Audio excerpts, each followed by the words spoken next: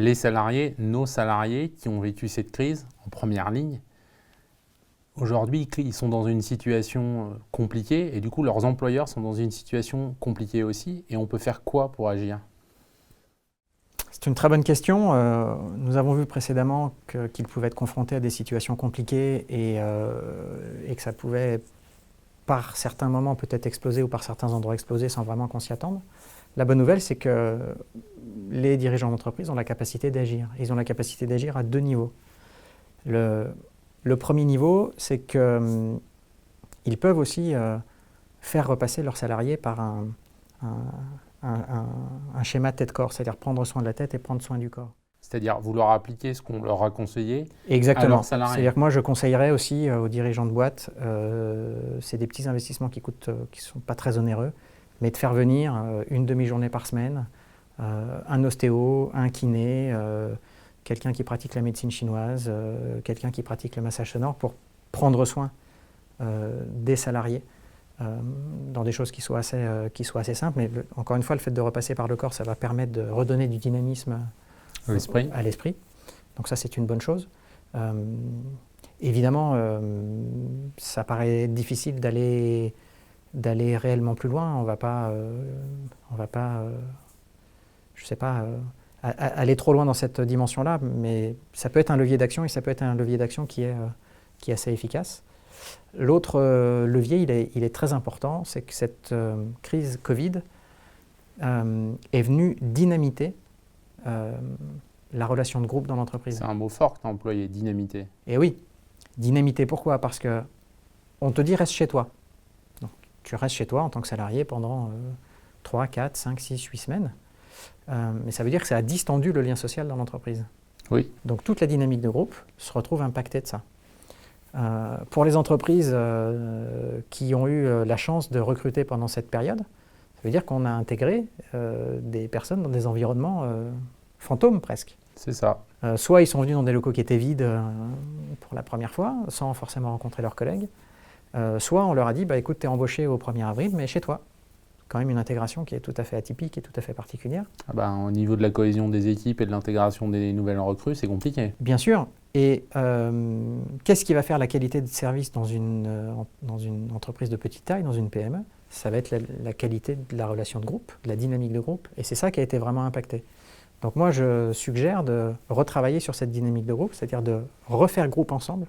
Donc de créer de la cohésion. De recréer de la cohésion. Donc soit par des moments de cohésion, mais ça peut être aussi des moments de partage autour de cette crise Covid, de partage et d'échange, pour que les uns et les autres puissent avoir un temps de parole pour dire comment eux ont vécu cette crise à l'endroit où ils étaient, et qui est à nouveau un partage et qui est à nouveau des moments de vivre ensemble, parce que c'est ça qui va recréer de la cohésion de groupe. Donc avant tout, c'est de passer par de l'écoute. Bien sûr, de l'écoute, de la parole, de l'empathie, parce que quelle que soit la manière dont les événements ont été vécus par les uns et par les autres, on n'a pas à le juger. Peut-être que moi j'ai très bien vécu la situation et peut-être que mon voisin de bureau... Oui, il a vécu de manière beaucoup plus anxiogène. Lui, il a vécu de manière très anxiogène parce qu'il avait des parents âgés, parce qu'il avait un enfant à risque et parce que pour lui c'était très compliqué à vivre. Donc surtout... Et on n'est pas là pour juger de toute façon voilà, la manière... Surtout évitons de juger ces situations-là. Mais il y a un vrai rôle, encore plus qu'avant, du chef d'entreprise de recréer de la dynamique de groupe et de recréer du collectif. Donc si on récapitule, c'est de l'écoute, de la parole, et pour créer de la cohésion, ça va être quelques actions, tu citais les ostéos et autres, pour chouchouter un peu les salariés. Exactement. Et sinon, créer des actions de groupe pour favoriser de la cohésion. Exactement. Ça, c'est ce qui va permettre je dirais, de tenir pour l'hiver qui vient.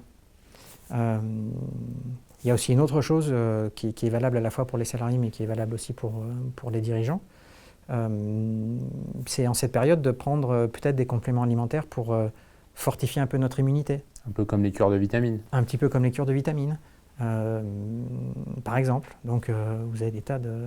Ici à Annecy, vous avez des boutiques qui font ça. Il y en a une qui s'appelle Promélis, qui est rue Sommeillet, où vous aurez quelqu'un qui vous conseillera sur ce qu'il y a à faire. Donc ça, très bien, parce que encore une fois, dans une situation où nous avons été impactés pendant ce printemps, nous sommes fatigués à l'automne, ça c'est le meilleur terreau pour gastro, grippe, C'est rétablir le corps pour refavoriser l'esprit et donc essayer de l'appliquer à nos salariés.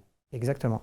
C'est finalement un petit peu comme si nous étions des sportifs de haut niveau qui nous préparions pour une Olympiade. Donc vraiment à poser des actions qui auront des effets. Sauf qu'on fait ça juste après un marathon. Sauf qu'on fait ça juste après un marathon. Et ça, c'est quand même très atypique. C'est-à-dire qu'on enchaîne un sprint après un marathon, puis un autre marathon, et puis un autre sprint. Donc ça nécessite vraiment une attention particulière, mais aussi de retrouver un sommeil régulier, en tout cas de s'astreindre à avoir des heures de sommeil qui soient peut-être plus calibrées, d'avoir une hygiène alimentaire qui soit la meilleure possible. Mais ça, évidemment, on entre dans la sphère privée, donc c'est toujours un petit peu délicat de... Oui, je me vois mal dire à mes salariés, il faut arrêter de manger de la raclette. Bien sûr, bien sûr. Mais peut-être qu'un jour, dans ton entreprise, tu feras intervenir une naturopathe qui expliquera aux gens quels sont les bons principes qui permettent au corps de se régénérer correctement et qui permettront d'avoir un sommeil réparateur, un état de forme amélioré, etc. etc. À voir. Donc il faut qu'on écoute, qu'on parle et qu'on agisse. Oui. Merci Maxime. On se retrouve pour la suite de cet entretien lors d'une prochaine vidéo.